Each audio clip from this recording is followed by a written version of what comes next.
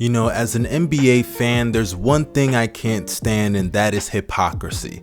And over the last couple of days, there's been a lot of hypocrisy from a lot of people in the mainstream media as it pertains to Giannis Antetokounmpo and what he's been able to accomplish in these playoffs. Because it seems like no matter what Giannis does, he cannot win, as obviously they criticize him whenever he has a bad performance, which has been rare this postseason. But even on a night where he drops 41 points in Game 2 and sets the record for the most points ever in an NBA Finals quarter, it still boggles my mind that people found a way to criticize him for dropping 40.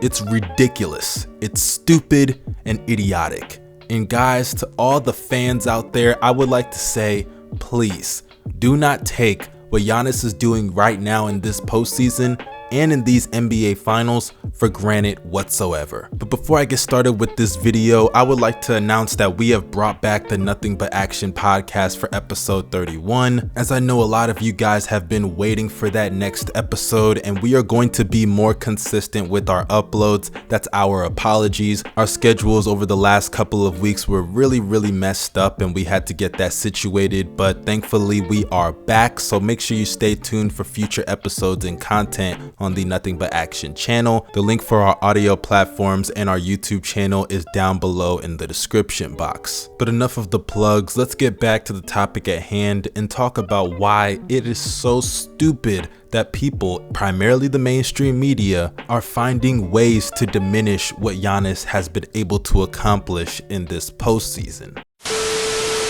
You know, when I say a Batman mentality, a Batman is a guy that you could go to down the stretch to close out games. Chris Middleton has been there throughout the playoffs for the Milwaukee Bucks.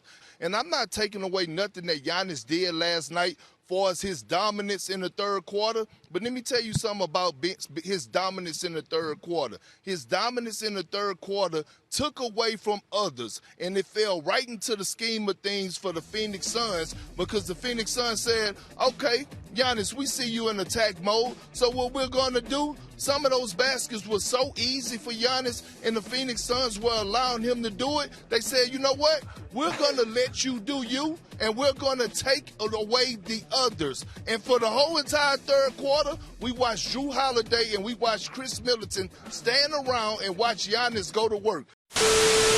This is the issue. When CP's at his best, everyone around their team benefits. When Giannis is at his best, like he was, I believe last night, you don't know if everyone benefits around that. And that's what's so confusing about this Bucks team versus this Suns team. Now, you know, it's one thing when I hear Kendrick Perkins say goofy takes, because he says goofy takes all the time. I'm just used to it. But Richard Jefferson, man, I had a little bit more respect for you than that, honestly. And look, I'm not saying Richard Jefferson should be fired or that he's a bad commentator, because I actually enjoy his analysis of the game of basketball. But to criticize Giannis in a game that he drops 41 and his teammates in Jrue Holiday and Chris Middleton, who are being paid max dollars, go out there and score 38 points on 37% shooting, is just the definition of hypocrisy. And it blows my mind that Giannis went out there and had another dominant performance in the following game that happened yesterday with a 41-point game, again joining Shaq as the only two players in NBA Finals history with back-to-back 40 and 10 games, and yet they're praising him. Can you see the hypocrisy in that? Because despite Giannis's flaws of not being that great of a jump shooter, he's still, for the most part, every single night going out there and giving max effort on both sides of the ball and contributing at an elite level on both ends as well. Because for those who are not realizing it, Giannis is having an all-time great playoff run and an all-time great finals performance right before our very eyes. As so far this postseason, Giannis is averaging 29 points. He leads all players in rebounds per game with 13 a game, along with 5 assists, a steal, and a block, and doing all of that while shooting an efficient 56% from the field. That sounds pretty good for a guy that's allegedly a quote-unquote Robin because he's not the closer, which is the dumbest argument that I've probably ever heard, because there have been numerous instances where there have been guys that are the closer, but yet they are not the Batman of the team. For example, Kobe Bryant and Shaq. Kobe was the clear closer, but was he the Batman? No, you would be ridiculous to say it wasn't Shaq. Another example, Kyrie Irving and LeBron James.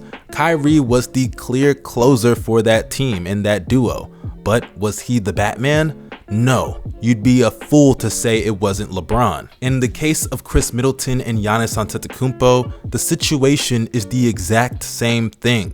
Giannis' playstyle does not allow him to be the most effective player down the stretch of games, and that's okay because you have teammates for a reason. And Chris Middleton, in a lot of moments in this postseason, despite him being inconsistent, has showed up for the most part to be that guy for them down the stretch to close out these games. But does that then mean he's the Batman of the team because he closes out the games?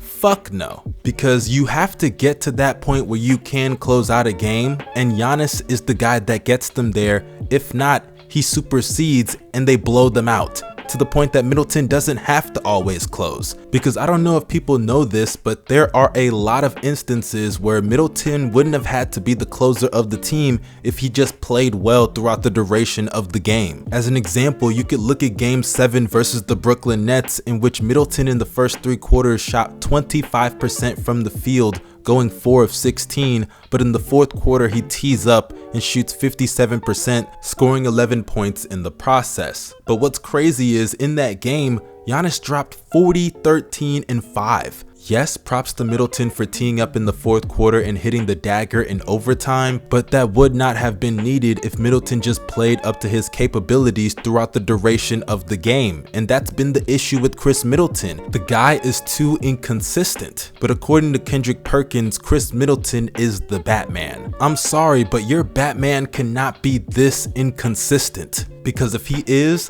Gotham is doomed. But in conclusion, I would like to give a special props to Giannis, because like I said earlier, the guy is having an all-time great playoff run, and not only is he playing at an elite level on the offensive end, but he's getting it done on the defensive end as well. And only a handful of players in NBA history you can say have been able to play at this level on both sides of the ball and manage to win the championship. And I'm not saying that the Bucks are going to win the title and Giannis is going to win Finals MVP, but with the way that he's playing and the fact that the Suns really have no answer for him, I gotta say, it looks like the odds are very high. And sure, he may not have the bag that a guy like Kevin Durant has, or the skill that a guy like Nikola Jokic has, but at the end of the day, Giannis is dominant, because despite all of the weaknesses in his offensive game, he's still able to go out there every night and give you 30 while still doing the same move over and over and over. You want to know why?